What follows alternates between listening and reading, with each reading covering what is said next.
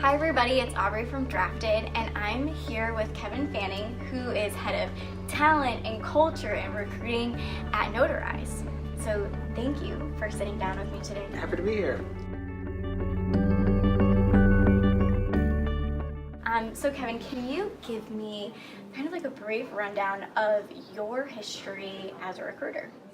Yeah, like probably most recruiters, I got into it like super by accident. I like had not a lot of direction like going out of college and tried a few different things and really just like ended up sort of like in HR, like kind of like randomly, like on a temp assignment, and then just sort of like slid into recruiting that way.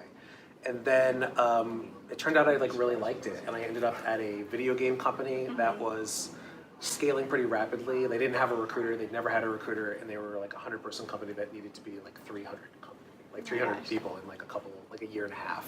So it was just like a lot of figuring stuff out and learning, and then it was just like really, so I'm really like, is self-taught the right word for recruiters? I don't know, but like it's like I just learned on just like by screwing up and figuring stuff out, and it's just been really fun.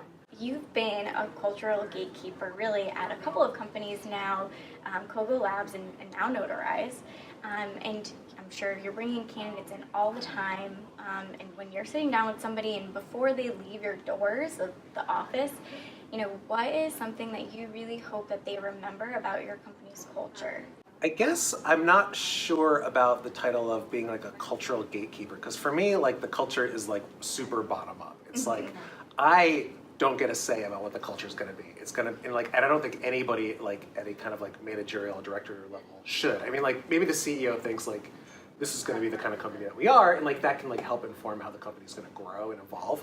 But like it's really like, what do the people want? Like how do they want to influence the culture? Like how do we as a sort of like company want to define ourselves? So that's been really the common sort of like thing that I've seen in a lot of the places that I've been.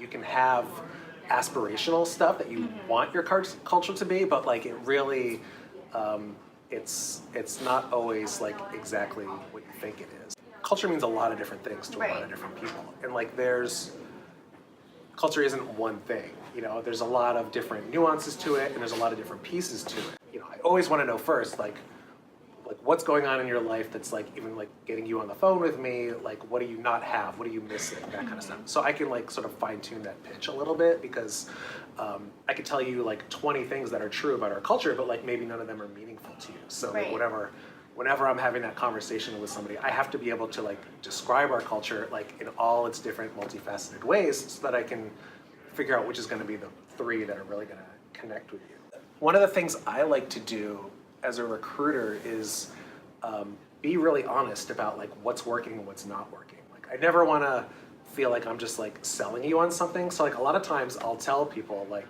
especially if they ask me like what I like or don't like about our culture, I'll be like, here's something that's really cool, here's something that's really cool, and like here's a thing we're working on, you know, that's like not quite where I want it to be, but it's like, and I think people appreciate that because it's like it's much more like realistic. Like there's no environment, there's no job that's like perfect. Like it's all continually evolving. And so I think I try to give people a sense, not just of like, here's a snapshot of the culture, but like, here's where we're sort of going, here's where we're grinding the gears a little bit, and here's like where we want to be.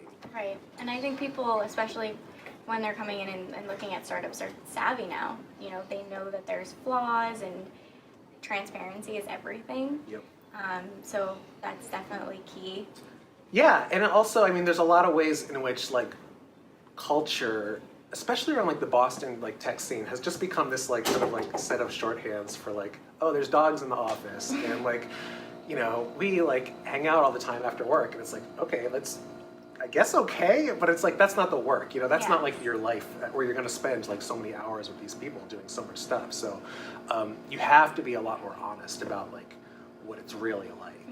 Kevin, you have a really great personal brand. You know, like, I stalked you on Twitter.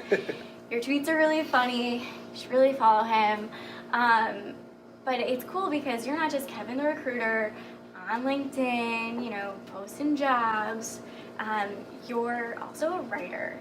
How do you kind of gauge that when you're talking to people who are potential candidates? You know, is that part of, I guess, the interview process is also being a person? Yeah, it's so funny how that stuff has evolved because like when people started having social media profiles, it was like I have to keep this locked down. I don't want companies to know like who I really am, and that's like definitely changed. Like companies are really open to sort of like seeing who you really are and wanting you to be your like real authentic self like all the time. You know, for me being a writer, it's been like super helpful. Just like it's like who I am like on every level because like recruiting for me has like always been like super about writing, not just like the job descriptions, but like how I interpret like what it is you say on your phone interview with me and how I use that to sort of like position you as a good candidate with the hiring manager. Like it's tons and tons of writing. So you can't sort of separate like me, the writer, from me, sort of like the person who's like hiring people. When I'm like looking at people, like I'm super, super drawn to people who are passionate about stuff outside of work. Like I think like it's like clear that like if you're like really, really passionate about something that has like nothing to do with your job, you're probably like really fun to work with. You know, like people who are excited about stuff, who like get really sort of like jazzed about weird things, like that's great. Like those are the people who you want to spend your day with. So I like for people to have that stuff.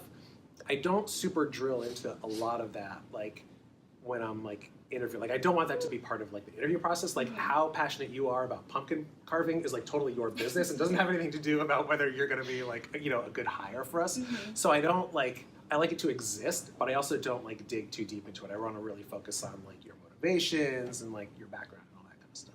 It's neat that like as a culture, it's like we get that people are not just their jobs, you know? Like one of the things that like I really like about like being part of Notarize is that like you get to be who you are. I had a meeting with our CEO to talk about parental leave policy or something like that. And like 5 minutes before our meeting, he had to like run out the door because something was going on with his kids and like he like had to go deal with it. And like so that is like created like that sort of like attitude where it's like he hasn't outsourced his personal life to run his tech company, you know. It creates this environment where it's like it's safe for us to like have lives outside of work. It's safe for us to like balance like who we need to be here with like who we need to be in the other parts of our life. And I think that's a way that like a lot of companies are starting to go now. It's like you're not just like getting credit for being in your seat and like looking the part. It's like you're sort of like you're getting credit for like doing the things that you say you're gonna do and being like responsible for that sort of thing, but also like there's an understanding that like